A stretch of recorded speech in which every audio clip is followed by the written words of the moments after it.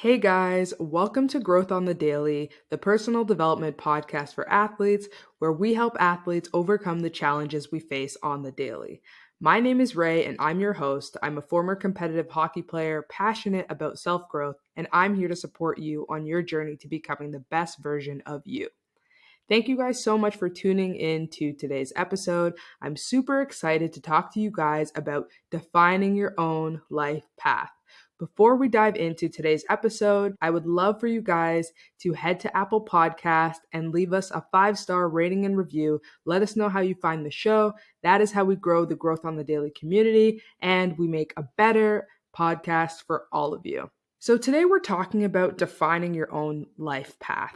And I really wanted to talk about this topic this week because I've had many conversations with athletes, current and former, of all levels, age groups, and sports. And the one thing that I can say is definitely common is the choice to pursue a professional athletic career and where that mindset comes from. But also, what I found is if it wasn't a professional athletic career that they were trying to pursue, it was some other predefined path as well. Navigating that can be very difficult. I think there's a lot of different factors that come into play here.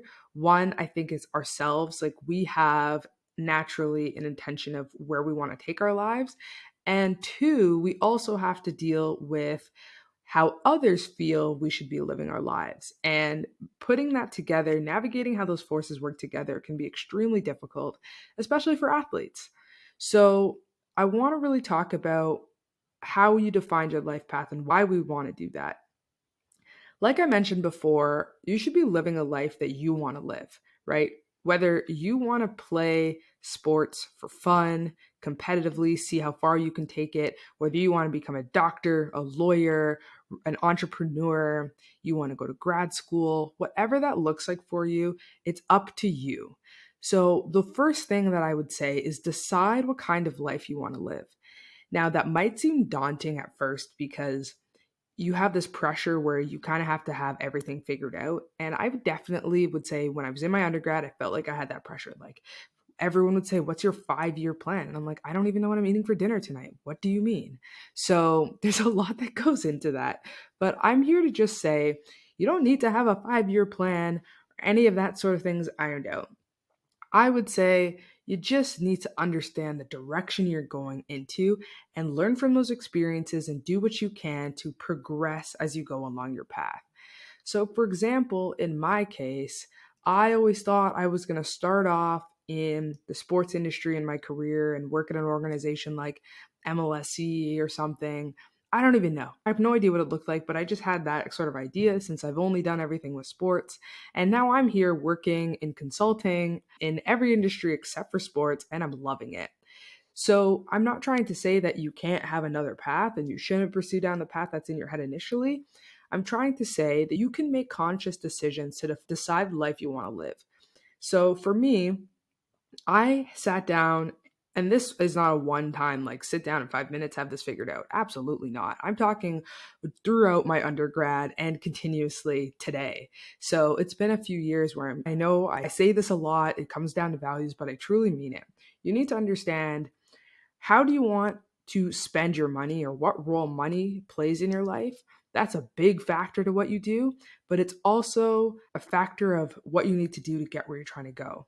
So if you're someone who loves to travel, you love to buy like expensive clothing or go to expensive restaurants, like cool, great. So how can you build a life that you can do those things that you love, right? If you want to pursue athletics as a professional career, what resources do you need to have in the place so you can set yourself up for success to doing that? If you want to go to grad school, what kind of programs do you have to look into? How is that going to affect your athletic career as well? Those are all things to think about. So I would just sit down and say, like, what would I love to be doing? And take this from a point of curiosity. You don't need to know that, like, I want to work for company X or I want to do this job, but just make a choice and start with like a field. So for me, I started with consulting, and I wanted to do consulting for many reasons. One is because I didn't know in terms of like industry what I wanted to go into, but I also wanted to help people and really progress my development at a rapid rate. And from what I learned from other people's experiences, and I'll definitely say what I've seen so far in my few months on the job, is that's definitely the case for consulting. It's fast paced, a ton of work, but it's great work. It's important work and impactful work. And it's also work that I feel pushes me in all areas of my development very well. So I've loved this job so far, and I think it's really helping me navigate where I want to go. Now, there's also pressure to pursue things like grad school. I have people in my life, parents, friends, colleagues, they're like, oh, you should go get your MBA, you should go do this, and you should go do that. And they're probably right. Like, that's definitely a good path. We can see where those pathways exist. But I also, at the end of the day, have to think about what's best for me and how that fits into not necessarily a life plan, but how I want to live my life, right? If it's a tool that I'm going to use, and by that I mean the degree, if the degree is a tool that I'm going to use to progress my career in this direction X, for sure makes sense. Like, I'm going to work on it and do that.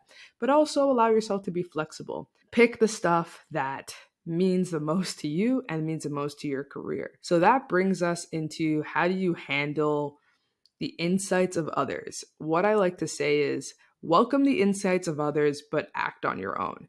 And what I mean by that is, always be open to other people. And I don't mean you have to like actively listen and like take everything in that everyone's saying, but just like, if they generally are looking out for you, and I'm talking about recognizing people that want the best for you, not people who are trying to bring you down. So people in your life who are look out for you, and they have whatever 2 cents to say, just hear what they have to say. Hear what they have to say, because I'm not saying you need to follow the direction or not. What I'm trying to say is, it'll benefit you either way. Either way, it'll instill in you your own opinion about how you should live your life, or it'll intrigue you into a new pathway that you haven't thought of. So there's definitely benefit into that. On the other side of the coin, like I mentioned a few moments ago, there are people that are going to try to bring you down and say, you're trying to be an entrepreneur. No, you should go be a doctor. Like, it's a steady job, you'll make good money, etc.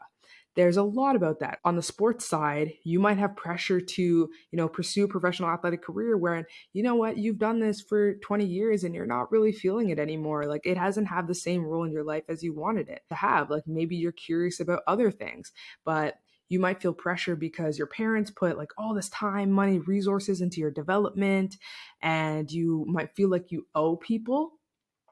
And that might be a lot of pressure to navigate. So, what I would say to that is, remember one thing: everybody who is pushing you in a certain direction to be better for yourself, like, I'm talking in a positive direction, they want you to be happy and successful. That is what they want. It's not that they want you to be an NHL player. They want you to be a lead surgeon. It's they want you to have a happy and successful life. And that's why they made so many sacrifices. So, how I would say you navigate that is, you have to communicate to them. If they're not planning to pursue the path that they set out for you, then you have to communicate to them that you are doing what's in your best interest. You're doing something that's not only just going to make you happy, but it's going to make you fulfilled, and it's going to let you have a significant impact in whatever you're doing, whether that's on other people in the world, in your communities. And that is successful, important work, whatever that looks like. And definitely not an easy conversation to have. And it might be a few conversations. It might also take the receiving party some time to actually wrap their head around it. It might require a few conversations. But honestly, taking that initial step is the hardest thing you'll have to do, but the best thing for yourself. Because why live your life for someone else, right? No matter the sacrifices that were made, like, the sacrifices were made for a reason. They were for you to live your best life. So do it. Do it in a way that you're going to love, and surround yourself by the people that love you for doing so. Final aspect of this, deciding what kind of life you want to live and defining your own life path. The one element that we haven't talked about yet is fear, right? Even if you have everybody on board and supporting you, and even if you recognize like, hey, this is what I want to do next, there's still the jump, right? The act. And fear is the thing that is likely going to impede you. But I would say, let fear fuel you rather than impede you. And it's very much easier said than done. But I will say, for example, with starting Growth on the Daily here, very fearful. I knew it was going to take a lot of work. I knew I had to learn a lot. And I also knew that it was going to require consistent effort and a lot of time to gain traction.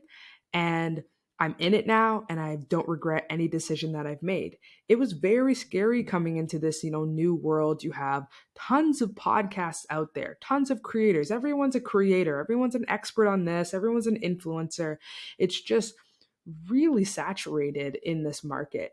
But at the end of the day, I sat down with myself and I said, you know what? Everybody has a voice, and that's why it's so saturated.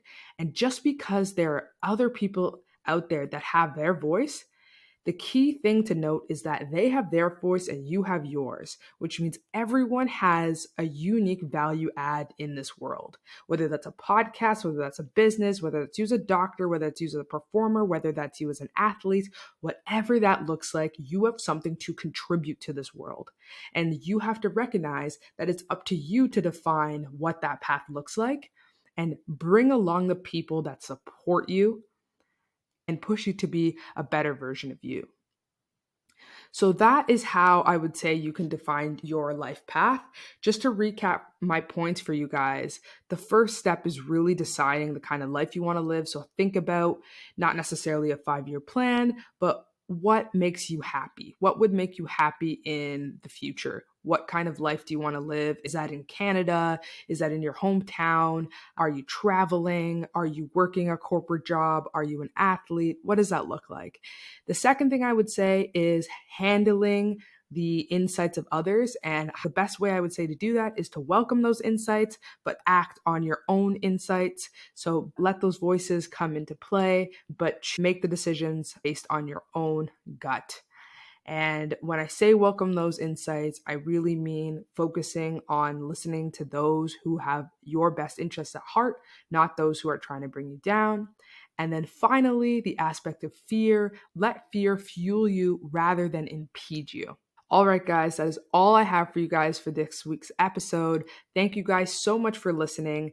To motivate you guys to define your own life path this week, I have a quote for you from Swami Vivekananda that states, "It is our own mental attitude which makes the world what it is for us." I absolutely love this quote because it reinforces the idea that how we make decisions in our life defines a life that we live. And so I really hope that resonates with you guys. If you took away anything from this episode, feel free to DM us on Instagram at Growth on the Daily. You can give us a follow there as well to stay in tune with the Growth on the Daily community. And of course, as always, for all of our information and resources, blogs, videos, head over to growthonthedaily.com. Thank you guys so much. This is the Growth on the Daily podcast, the podcast helping athletes overcome the challenges we face on the daily. My name is Ray Lambie, and I'm your host. Thank you guys for listening, and I will see you guys next week.